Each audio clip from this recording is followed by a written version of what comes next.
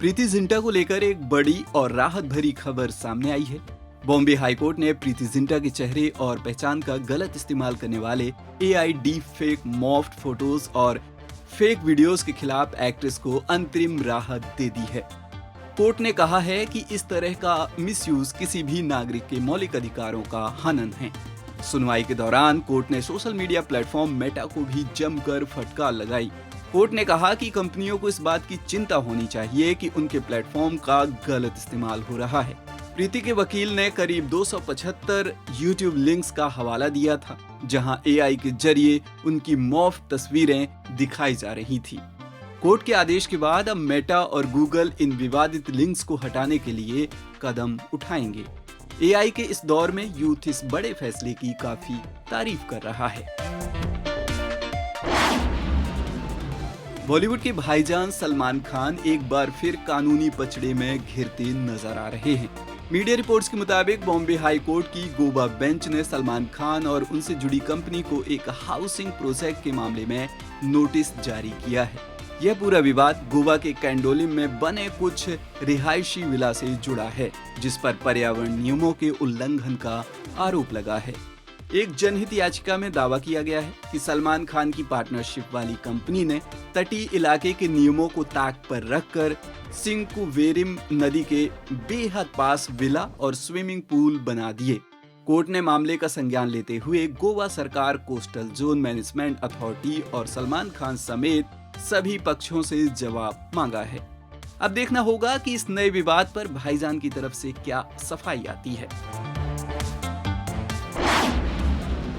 पुणे के high profile Ketan Agarwal murder case में अब कंगना रनावत का एक बड़ा बयान सामने आया है। कंगना ने सोशल मीडिया पर इस केस की खबर शेयर करते हुए आज के यूथ और मॉडर्न रिलेशनशिप्स पर तीखा तंज कसा है। उन्होंने युवाओं को अपनी एनर्जी को सही और कंस्ट्रक्टिव रास्ते पर लगाने की सलाह दी है। कंगना ने इंस्टाग्राम स्टोरी पर लिखा कि डेटिंग एप्स, ड्रग्स और घोस्टिंग के इस दौर में पैशन का सही इस्तेमाल होना बेहद जरूरी है। उन्होंने यूथ से कहा कि खुले दिमाग से सोचें, लेकिन एक कंजर्वेटिव लाइफ जिएं ताकि जेल, डिप्रेशन और नेगेटिविटी से बचा जा सके। बता दें कि इस केस की मुख्य आरोपी सिया गोयल और उसके बॉयफ्रेंड चेतन चौधरी पर केतन अग्रवाल को लोहगढ़ किला की पहाड़ी से नीचे धकेल कर मारने का आरोप है, जिसकी जांच पुणे पुलिस कर रही है। भारतीय क्रिकेट के सबसे धाकड़ कप्तानों में से एक सौरव गांगुली के फैंस के लिए उनके बर्थडे पर एक बहुत बड़ा सरप्राइज सामने आया है। दादा की मोस्ट अवेटेड बायोपिक दादा द सौरव गांगुली स्टोरी का पहला पोस्टर बुधवार को रिलीज कर दिया गया है। इस फिल्म में वर्सेटाइल एक्टर राजकुमार राव गांगुली का लीड रोल प्ले कर रहे हैं। फिल्म के इस फर्स्ट लुक पोस्टर में राजकुमार राव साल 2002 के उस ऐतिहासिक पल को रिक्रिएट करते दिख रहे हैं, जब दादा ने लॉर्ड्स की बैल्कनी में अपनी जर्सी उतारकर हवा में लहराई थी। इस पोस्टर ने जहां कई क्रिकेट फैंस को इमोशनल और नॉस्टैल्जिक कर दिया है, वहीं सोशल मीडिया पर इसे लेकर मिक्स्ड रिएक्शंस भी मिल रहे हैं।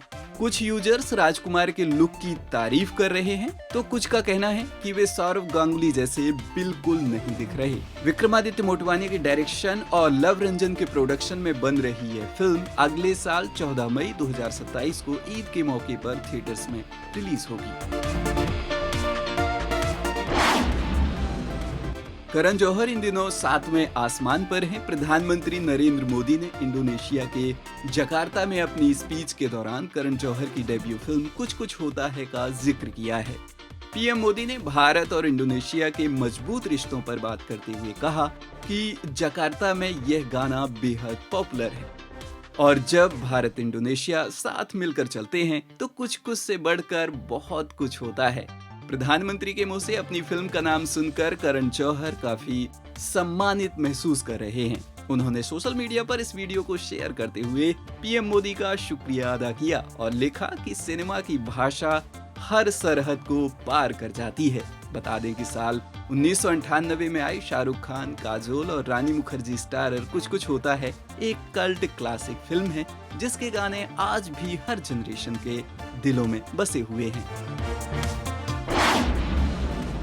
शाहिद कपूर और जाने माने डायरेक्टर अहमद खान के बीच आई दूरियों पर अब एक बड़ा खुलासा हुआ है।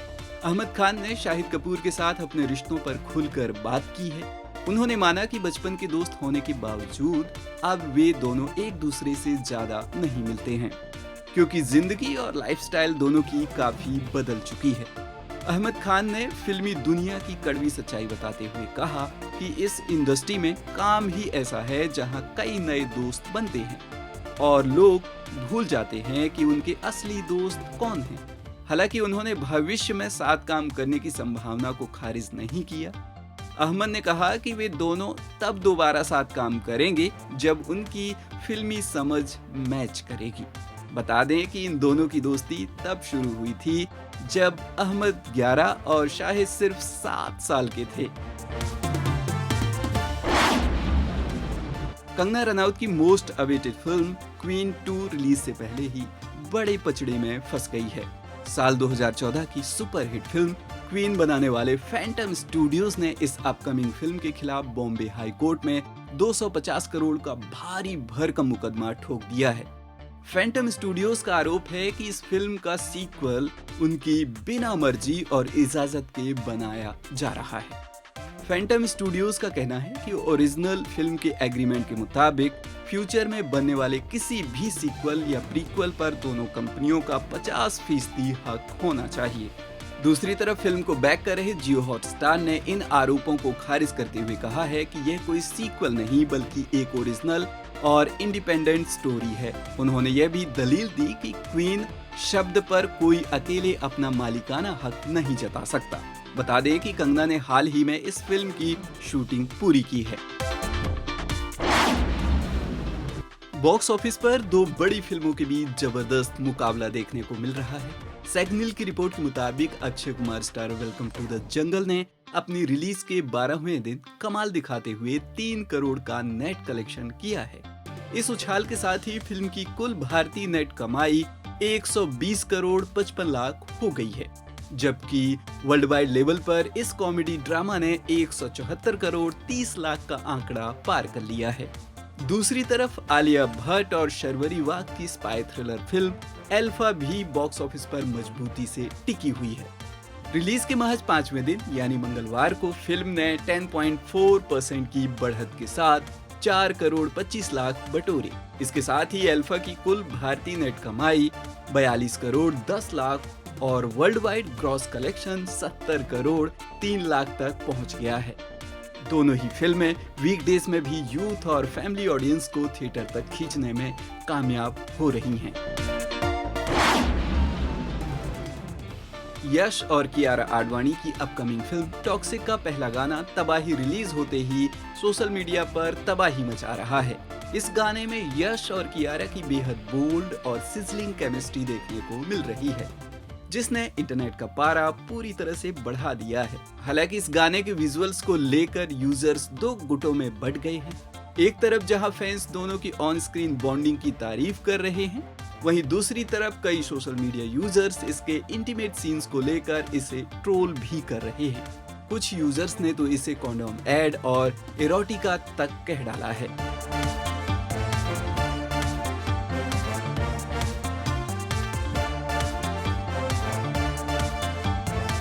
विशाल मिश्रा की आवाज में सजे इस गाने को पैन इंडिया लेवल पर रिलीज किया गया है। गीतू मोहनदास के डायरेक्शन में बनी यह एक्शन थ्रिलर फिल्म इसी साल 26 अगस्त 2026 को सिनेमाघरों में दस्तक देगी।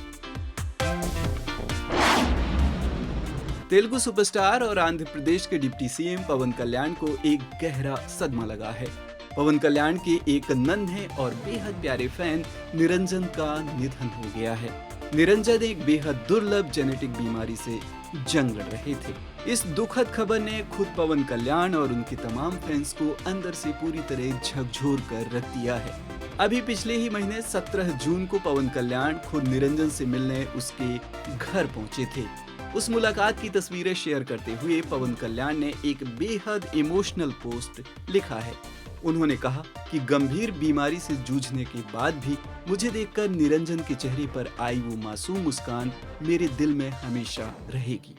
सोशल मीडिया पर यूथ और फैंस इस बहादुर बच्चे को नम आंखों से श्रद्धांजलि दे रहे हैं। बता दें कि पवन कल्याण जल्द ही अपनी much awaited film they call him OG 2 में नजर आने वाले हैं।